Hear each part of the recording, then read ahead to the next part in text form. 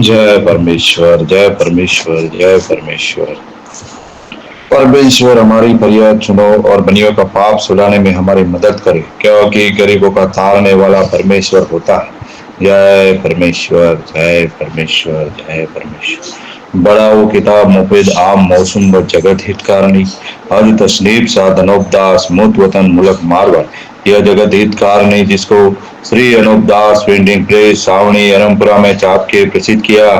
तारीख 17 अप्रैल सन 1909 विशास बुद्धि भारत संवत 1965। जय परमेश्वर। श्री जगत हितकारणी लतमाश यह किताब मैंने फायदाम के वास्ते ब मेहनत तमाम और बहुत से रुपया खर्च करके तैयार की है। इस वास्ते सब सज्जनों से यह प्रार्थना है कि इस किताब को तमाम तो कमाल बहरूप बगौर तमाम पढ़े और सोचे समझे और इन बनियों के जाल से बचे। परमात्मा ने नाम हजार हजार चुका है। वो ज्योति स्वरूप निरंजन निराकार का है, जिसने जमीन व आसमान को बनाया और तमाम सृष्टि को पैदा किया, परंतु उसकी कारीगरी का भेद किसी पर जाहिर नहीं हुआ कि क्या भेद है। फिर मेरी जुबान से ईश्वर परमात्मा की तारीफ अदा नहीं हो सकती।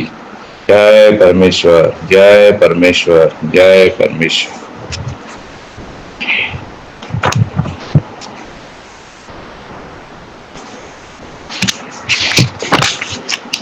जय परमेश्वर। Page number 136।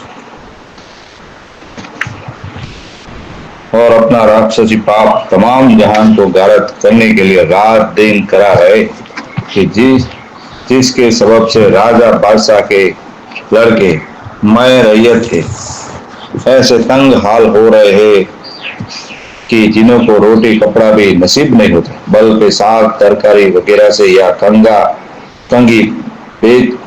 कंगी वगैरह बेच बेच के दिन गुजारने करते। सो यह हाल कुछ छुपा हुआ नहीं है, बल्कि सब साहब अपनी अपनी आंखों से देख रहे हैं कि जैसे हिंदुस्तान के लोगों की और मक्का वालों की कैफियत है।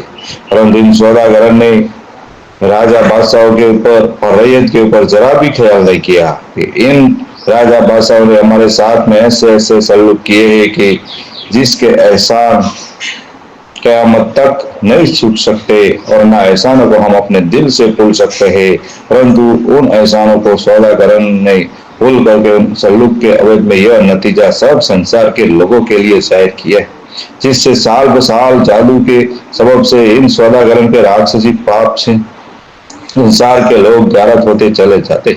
सो ए भाई मेरे, इन सौदागरों के सिवाय संसार के गारत करने के और कोई काम नहीं है। सो यह नेकी करने का ही फल है कि अपने साथ जाहिरा बदी कर रहे हैं, जिस पर भी हम तुम लोग इन सौदागरों की खातिरदारी कर रहे हैं और इन जालमों के जुल्मों को सह रहे हैं, जिस पर भी कोई भी साहब इन का जाल दबे कराने के लिए मददगार नहीं होता है ताकि इन्हों का जाल दबे हो जाए। सो इस बात को भी कोई साहब नहीं सोचते हैं और अकल फिरने के सबब से अपने अपने मतलब के लिए लगे हुए और यह नहीं समझते हैं कि मतलब है और लालच ही लालच में हिंदुस्तान को तो और मक्का वालों को गारत कर दिया है, तो इसी तरह से दूसरी वलायत को गारत करेंगे। सो इस बात का हिंदू बंदोबस्त तमाम जहान के हिंदू मुसलमान और अंग्रेज वगैरह एक दिल होकर करो। यह बात आप लोगों को सही और दुरुस्त जानना चाहिए और जल्दी इस जाल को दबे कराने के लिए दिल से कोशिश करनी चाहिए ताकि संसार का भला हो। और यह बात तो तुम लोग अच्छी तरह से जानते हो कि जो शख्स किसी के साथ नेकी करता है तो उस नेकी के अवैध में वो शख्स अपनी जान देने को तैयार हो जाता है, क्योंकि फलाने ने हमारे साथ नेकी की। परंतु यह बनिए ऐसा बदमाश है कि इन के चाहो इन बनियों के साथ में नेकी करते रहो तो भी ये बनिए कुछ एहसान नहीं मानते हैं। सो मैं इन बनियों के साथ संसार की नेकी करने का कई जगह लिख चुका हूँ कि जैसे नेकी इन बनियों के साथ में कुल राजा बादशाहों ने और रैयत वगैरह ने की है, परंतु इन सौदागरों ने उस नेकी के करने का ख्याल जरा भी नहीं किया, बल्कि और नेकी के एवज में तमाम जहान की अकल अपने राक्षसी पाप से कैद करके खराब कर दी है। Page number 137। जय परमेश्वर।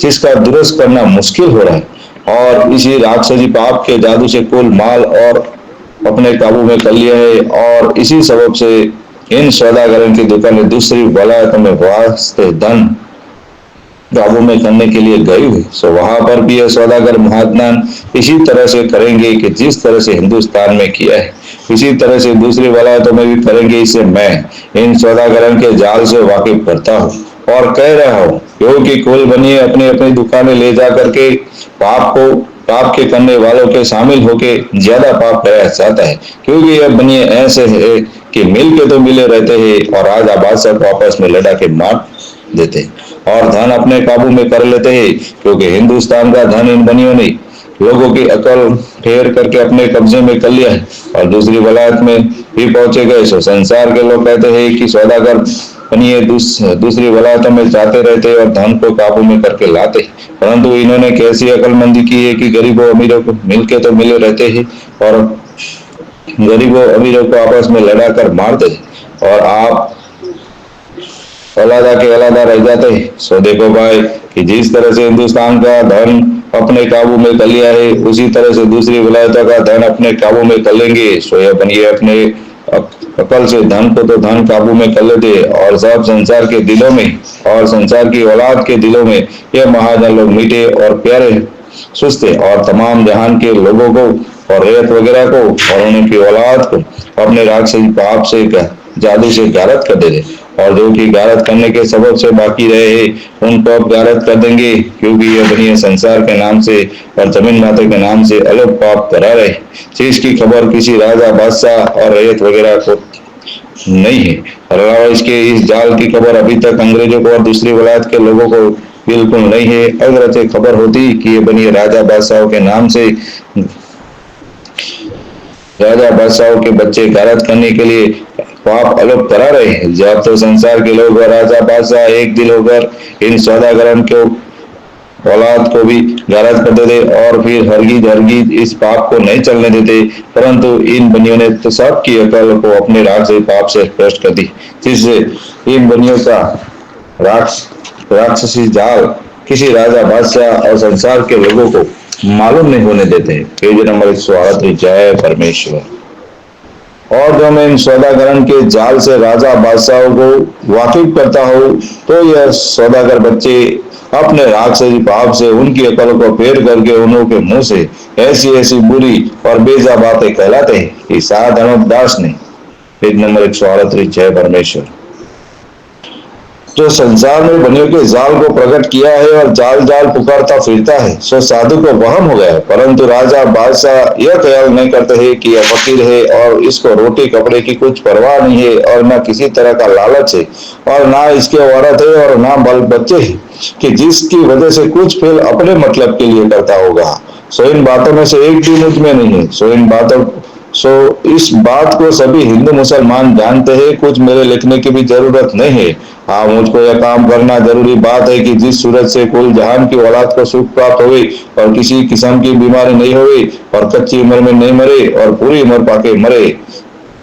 इस वजह से यह बहुत जहान की औलाद को राक्षसी पाप से सुख प्राप्त होने के लिए अपने ऊपर उठाए है। सो खास वजह इसकी यही है कि यह राक्षसी पाप सौदागर महादान का चलाया हुआ है और कहीं दरियाओं के टापू के ऊपर हो रहा है और मुझको इन सौदागरों ने अपने राक्षसी पाप से दुखी किया है, इससे यह जाल मालूम हो गया है। लेकिन जो जाल को चलाते हैं और करते हैं वो काफिर गिने जाते हैं। जो जाल को पकड़ता है वो जीवदान देने वाले के मुआफिक होता है और समझा जाता है। सो आप संसार के लोगों को समझो कि तुम्हारे बड़े बुढ़े उस शख्सों की जो राक्षस विद्या के जाल को प्रकट करे तो उसको कैसा समझते थे और अगले लोग तो कुत्ते का भी गुण मानते थे। और जो मैं इन महाज्ञान का जाल संसार को सूझा रहा हूं तो लोग मुझको पागल कहते और कपटी कहते हैं और अगले लोग तो जाल प्रकट करने वाले को जीवदान देने वाले के मुआफिक समझते थे। ऐसी बातें तो मैं अपने निस्बत नहीं कहलाता हूँ कि संसार मुझको परोपकारी कहो या समझो और ना अपने कलम से लिखता